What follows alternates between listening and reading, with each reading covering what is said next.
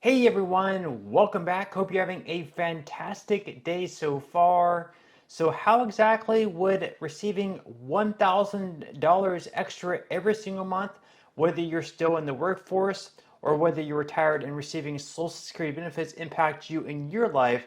For most people, it would be pretty impactful. Receiving an extra $1,000 per month that would cover groceries, gas, and other necessities, it would be extremely helpful. Once again, whether you're still working or receiving Social Security, well, this is actually being proposed in a new article by the Wall Street Journal. A lot of people in the tech industry in Silicon Valley are actually pushing this idea of universal basic income in a $1,000 per month check to all Americans, including people receiving Social Security benefits. So in today's video, we're going to be talking about that idea and covering this article once again by the Wall Street Journal. But before we go ahead and dive into it for today, if you would like to receive up to $200 in free stock or $200 in free cash, in a pinned comment below, I will be leaving a link to Robinhood. All you have to do is once you click on that link is just sign up for a free account and then simply link your bank account.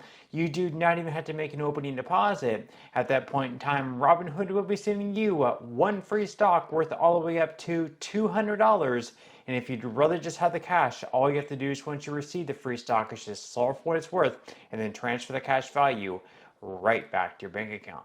Okay, so AI, artificial intelligence, has really made some huge strides over the past decade, and because of that, unfortunately, a lot of jobs at the same time have been lost, but also at the same time, it also explores the idea and opens up the possibility of even more jobs opening up. So do we have more jobs lost or more jobs opening up? We're going to be exploring that, plus the possibility of $1,000 per month universal basic income checks for all Americans, including those receiving Social Security benefits. Is this actually a realistic idea? Something that could actually happen? We actually have some other countries exploring that right now, and there's actually some pilot programs throughout different cities in the United States.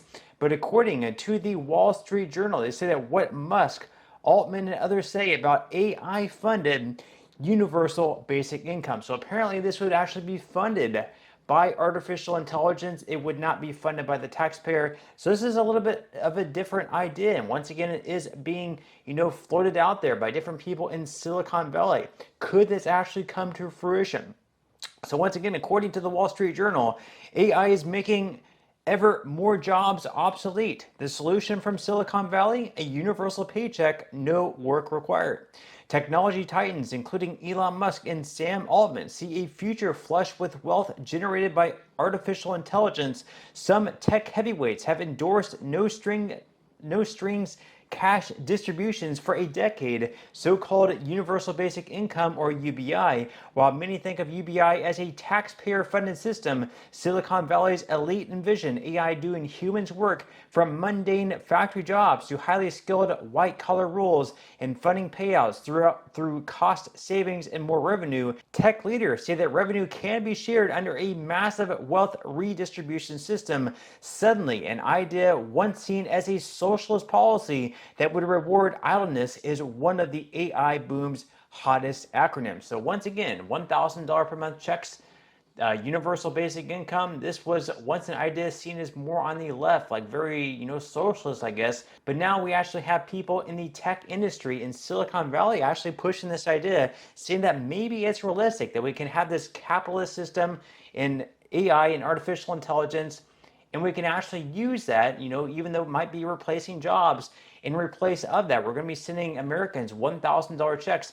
And once again, we're going to be covering this idea that even though AI might be stealing jobs, taking jobs away from certain people, at the same time, it actually might be creating potentially even more jobs. So according to Google AI, they say that there is going to be a potential for millions of jobs displaced. So the World Economic Forum estimates that 92 million jobs could be displaced by 2030. That's a lot of jobs to be lost over the next 5 years. 92 million jobs by 2030 due to AI and automation globally. Now, Goldman Sachs estimates that 300 million jobs globally could be affected. So their estimate is a good bit higher, 3 times higher than the World Economic Forum.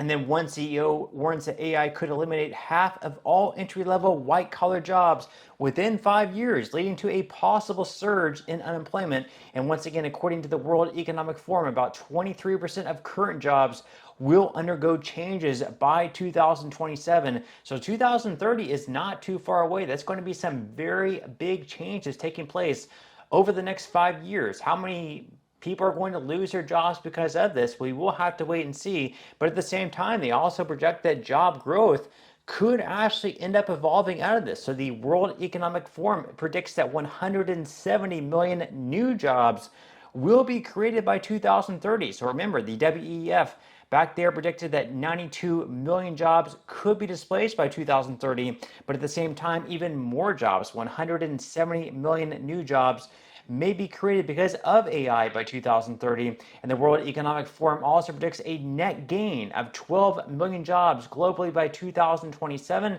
97 million new jobs versus 85 million displaced, and AI and machine learning specialists, data analysts, and scientists and cybersecurity professionals are expected to see significant growth and new roles related to AI development, ethics, and human AI collaboration will also emerge. We'll have to wait and see what comes out of this. But once again, $1,000 per month checks.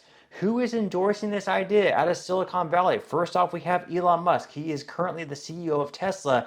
He touts universal high income, the concept that AI will automate most production and the public can share in the revenue.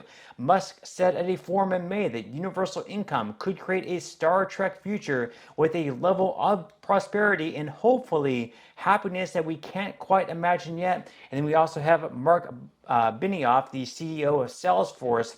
He said that up to half of work at the company is now done by AI, and he is an evangelist for universal basic income, and said that during the pandemic that he sees COVID-19 stimulus checks as a model for broader income distribution. So what do you think about the idea? $1,000 per month.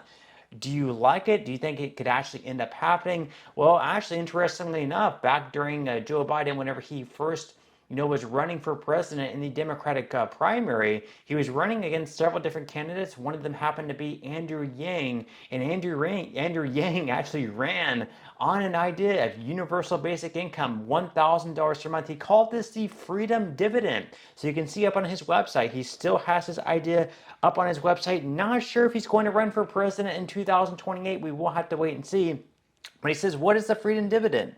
The freedom dividend is a form of universal basic income, a type of social security that guarantees a certain amount of money to every citizen within a given governed population without having to pass a test or fulfill a work requirement. Every UBI plan can be different in terms of amount or design. Now, once again, it shows here that Andrew Yang is running for president as a Democrat in 2020, and he wants to implement this.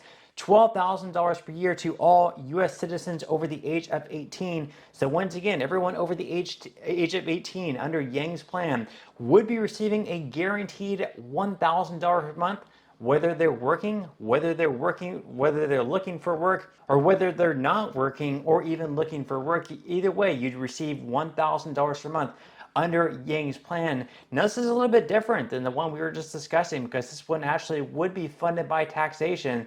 So first off, they say that every citizen over the age of 18 would receive the $1,000 per month, as we just mentioned a moment ago.